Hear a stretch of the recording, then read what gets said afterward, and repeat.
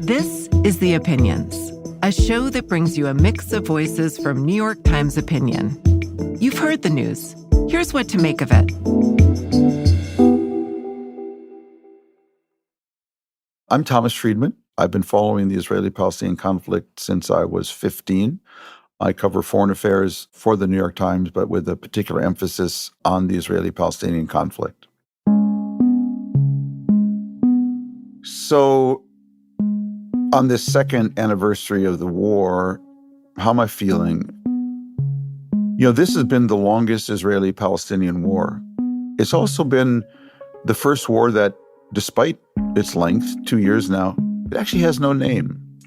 The 1948 war, the War of Independence, the Nakba War from a Palestinian point of view, the 67 war, the Six-Day War, the Sinai War, the October War. This war, 2 years, still no name. And so I have a name for it. It's the worst war. This is absolutely the worst war ever between Israelis and Palestinians because it comes after a failed attempt at peace. It's a war that was launched by Hamas with complete viciousness, aimed to kill as many Israeli soldiers and civilians as Hamas soldiers could encounter. And it triggered an Israeli response against Hamas that has devastated Gaza, inflicted tens of thousands of Palestinian casualties, both soldiers and civilians, and done so without Israel offering any political horizon for the morning after. And so it's left both communities more devastated physically, more traumatized than ever, and farther than ever from what is the only solution: 2 states for 2 people.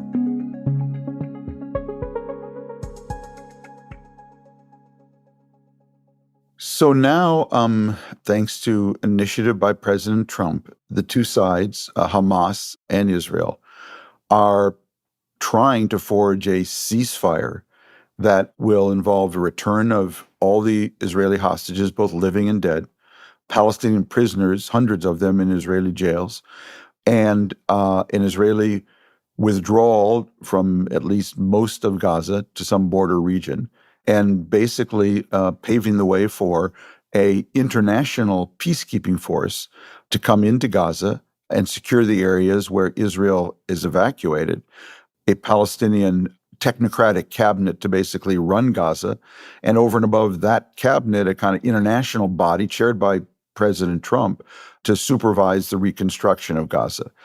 It's an extremely complicated plan in an extremely broken place. There have been a lot of optimistic noises about whether or not this will be achieved. I certainly pray that it will be, but I think it's going to be very difficult because Hamas is going to want to retain at least some arms for its people for self-protection, so it can still play a political role in a post-war Gaza. And Israel is going to be very careful about how far and wide it withdraws from Gaza and what kind of security arrangement will fill in its wake. And so I hope the ceasefire that President Trump has initiated will come to fruition. And I'm watching every day, but it's not going to be easy. What intrigues me about this plan is that it contains the seeds of what I think is the only possible solution now to the Israeli-Palestinian conflict. Former U.S. Secretary of Defense Donald Rumsfeld once said, many people have said, when you have a difficult problem, enlarge it. And in effect, that's what we're doing.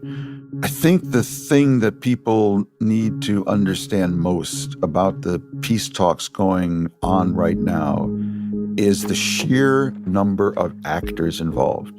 What is the underlying logic of this plan is that the Israeli-Palestinian conflict is now so broken, the 2 sides are so traumatized, that this problem can no longer be solved with the traditional tools and at the traditional level that it was resolved before. That is, the 2 sides negotiating with each other and an international mediator in between them. I believe if we're ever going to get to 2 states for 2 people, it's actually going to require some kind of international body to oversee both Gaza and the West Bank and assure Israelis that no threat can ever come from those areas and that they don't have to rely on Palestinian promises to demilitarize, and assure Palestinians that Israelis will be gone, and enable Palestinians to develop their own non-corrupt governing authority. And so basically, if we want to solve this problem now, I think we have to go back to the whole idea of mandate, the kind of agreed upon Arab international mandate to oversee the reconstruction of Gaza, to oversee the rebuilding of Palestinian governance in the West Bank. And only that kind of international structure that would assure both decent Palestinian governance and real demilitarization of both Gaza and the West Bank, supervised by international troops that would almost surely have to have an American component. I think that's the only way to solve this problem now.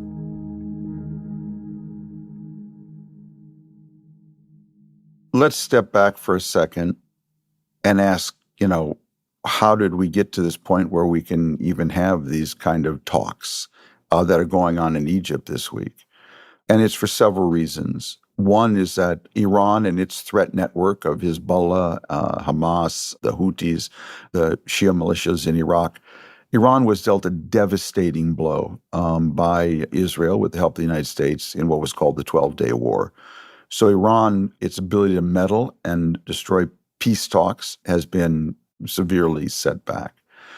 Israel, under Prime Minister Netanyahu, finds itself not only more isolated than ever internationally, but it has a very different sort of diplomatic/political problem with the Trump administration. Whenever U.S. presidents, particularly Democrats, tried to press Prime Minister Netanyahu to enter into peace negotiations, Netanyahu could always run to evangelical Christians and Republicans, basically, and use them as a lever to neutralize the White House and to deflate any pressure on Israel.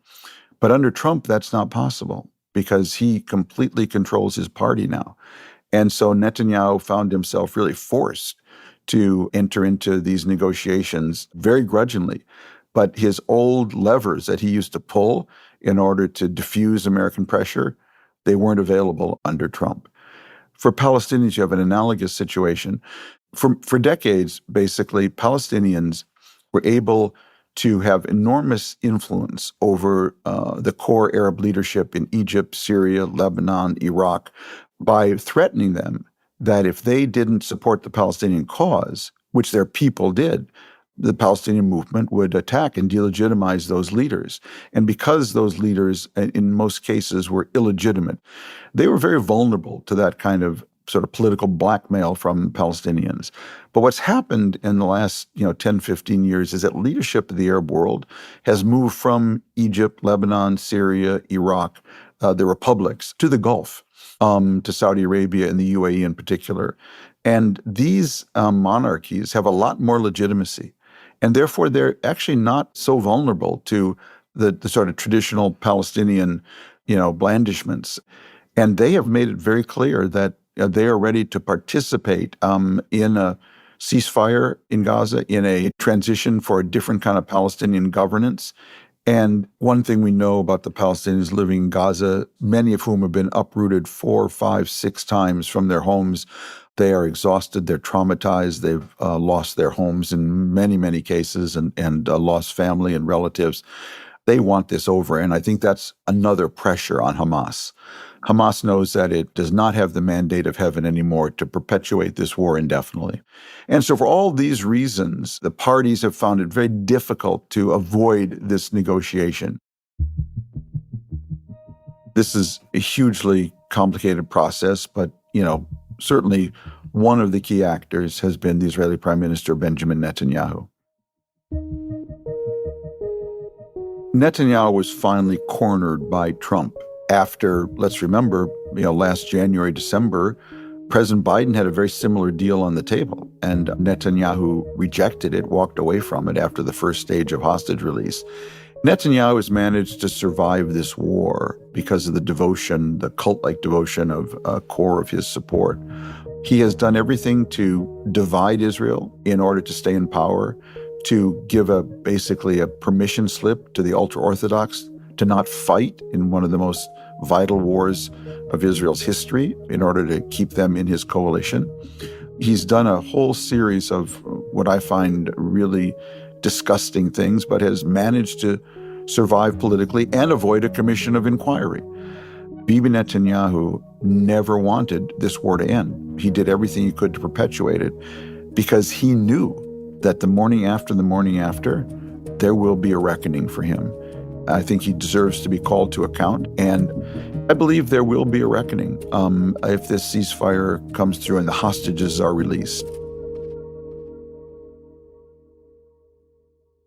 The biggest loss maybe for Israel is that it lost its moral halo among people who were predisposed towards Israel. So Israel has lost something deeply important, albeit intangible, because the way it fought this war, the way Netanyahu fought this war, which was to basically go after Hamas with little, often not zero, but little regard for Palestinian civilian casualties along the way. When you fight a war that's going to necessarily involve so many civilian casualties, but you offer no political horizon whatsoever, which is what Netanyahu did, it starts to just look to people around the world, especially if you're viewing it in 15-second bites on TikTok, as just killing for killing's sake. And that's how it was perceived by many people around the world, and particularly many young people. And as a result, Israel's credibility, standing, moral support among lots of young people around the world in particular, not to mention old people, has been so badly damaged that Israelis are not welcome in a lot of places now around the world, whether it's their soccer teams or their singers or their academics. And that's been a huge price to pay. So what about Hamas and its leadership? Well, I certainly hope there'll be a reckoning for them too. You know, I wrote a while back when Yahya Sinwar, who was the leader of Hamas, who planned and launched this war, was still alive, that if there were a ceasefire and he held a press conference, I wanted to be in the first row, and I wanted to be able to ask the first question. Mr. Sinwar, you just achieved what you called a great victory, Israeli withdrawal from Gaza and a restoration of the ceasefire. What did you have on October 6th, 2023? You had Israel out of Gaza and a ceasefire. You launched this war to get yourself exactly where you were the day before, with a ceasefire and Israel out of Gaza. Shame on you. Yes, you drew attention to the Palestinian cause, but that attention will only be translated into something positive if it actually leads to exactly the solution you didn't want, which was 2 states for 2 people. So you will go down in infamy. You know, Donald Trump has been saying for a while that he already thinks he deserves the Nobel Peace Prize. Well, if Donald Trump is able to secure a ceasefire, Israeli withdrawal from Gaza, return of Israeli hostages, and it holds and paves the way for negotiations on the only solution of 2 states for 2 people, to quote my Israeli friend Nachum Barnea, the columnist from Yediot, Trump will not only deserve the Nobel Peace Prize, he'll deserve the Nobel Prize in physics and chemistry as well, because that would be quite an achievement. It's like he's trying to put together a Rubik's Cube while people are still shooting at each other and at him, in metaphorically speaking. And the pieces themselves are sort of crumbling. And so to try to get them all arranged, all the same color on one side, all going the same way, and sustain it the morning after, sustaining this would require the full work of a single U.S. Secretary of State for the rest of his career. And my question is, will the Trump administration have the attention, the energy, the focus that'll be required every day to keep such a complicated solution on track? I hope so.